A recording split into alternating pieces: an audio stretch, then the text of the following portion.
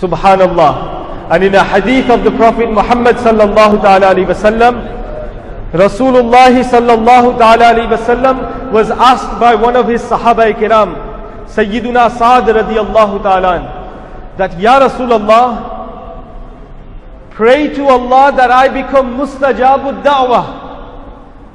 When I make a dua to Allah, it is always accepted. Mustajabud da'wah. Ya Rasulullah, pray to Allah that I become mustajabud da'wah. And Rasulullah sallallahu ta'ala alayhi wasallam says that consume only that which is halal. Consume only that which is halal, and Allah will make you mustajabud da'wah. Subhanallah. Which means that Allah accepts the dua of that person who eats halal. So if you eat halal, and if your rizq that you have earned in the market or wherever you work all day or night, if that is halal, and your children are eating halal, and your family is eating halal, then ask Allah for whatever you want. Allah will grant it to you, inshallah. Subhanallah. And what happens when a person eats haram? What happens when a person eats haram?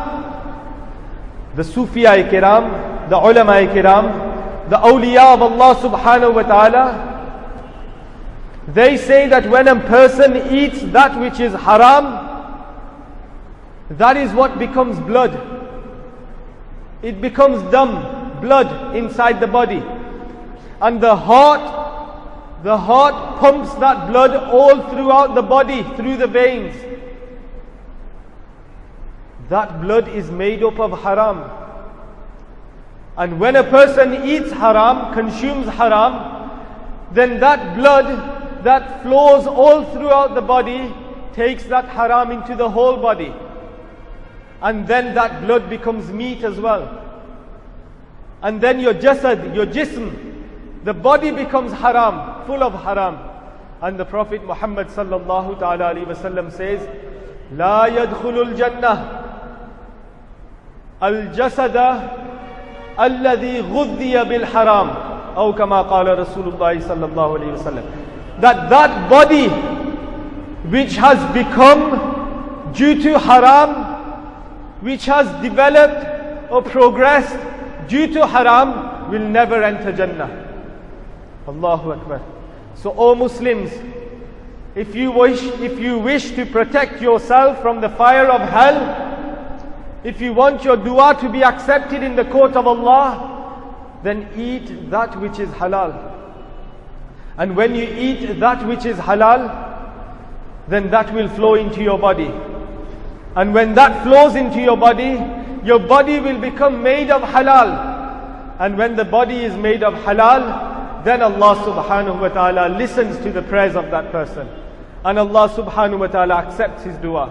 And today, many people, one of the main complaints that many ulama kiram have today is that I pray to Allah, but Allah doesn't accept my prayer. You pray for me.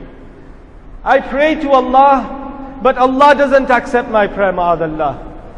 The reason why is because you are consuming haram.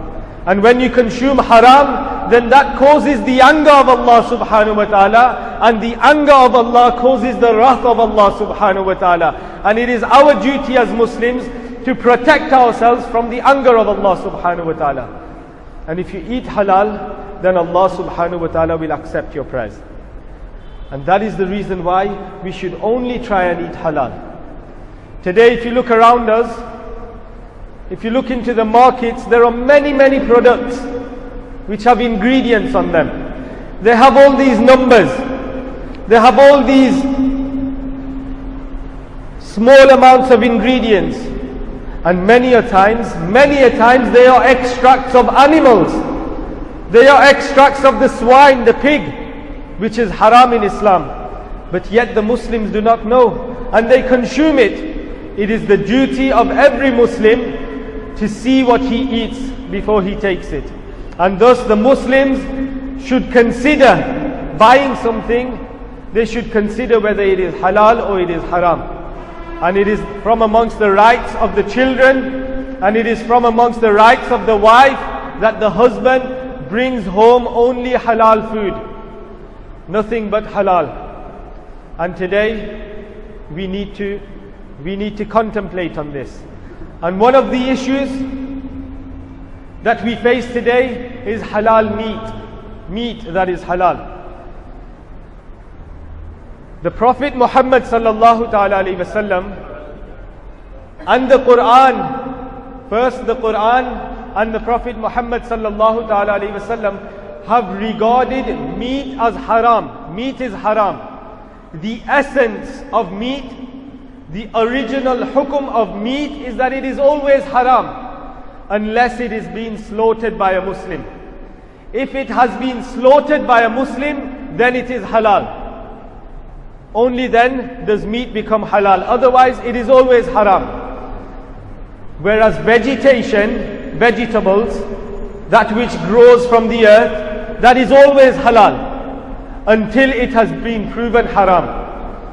And that is why the ulama kiram say that if you have vegetables from a non-Muslim, as long as it apparently looks halal and you cannot see any impurity in it, then that is halal for you to eat.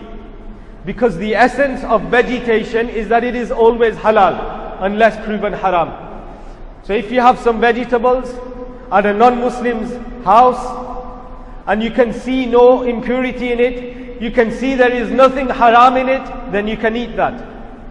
But meat, the essence of meat is haram, and thus meat, before you buy it, you should know whether this has been slaughtered by a Muslim or not. And if a Muslim says to you that this is halal and this has been slaughtered by a Muslim, then that is enough. That is enough for you to accept that as halal. But if you know that the meat in this place comes from such and such a place, and in that such and such a place, not all the slaughterers are Muslim, then you must stay away from that meat. Why? Because this is going to go into your body. And this meat is going to become blood in your body, and that will spread into your whole body. And that will stop you from praying salah. That will stop you from acting upon the command of Allah. When a person eats haram, and that becomes blood and it flows all throughout the body, then the ulama kiram say that his body begins to desire haram. He begins to want and desire haram. And he begins to feel lazy from halal. When you tell him to come and perform salah, he says, I feel lazy. I will have to perform wudu. I will have to go to the masjid. I can't do this, I am too tired. Why? Because he is eating haram. And his body is full of haram. And that is why a person becomes lazy from the hukum of Allah subhanahu wa ta'ala. And that is why before you eat meat, or you eat anything, you should make sure that this is halal.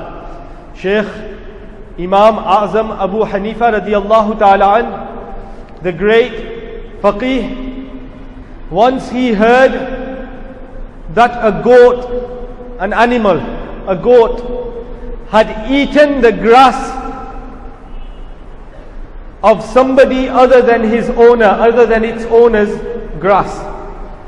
Meaning a goat was in its owner's land and it was eating grass. It went into the field of another person and it ate some grass from there. And the news went around people. And there was another narration says that somebody stole a goat. And there are different narrations. But when Imam Azam Abu Hanifa radiallahu ta'ala heard of this, he inquired, how long does a goat live for?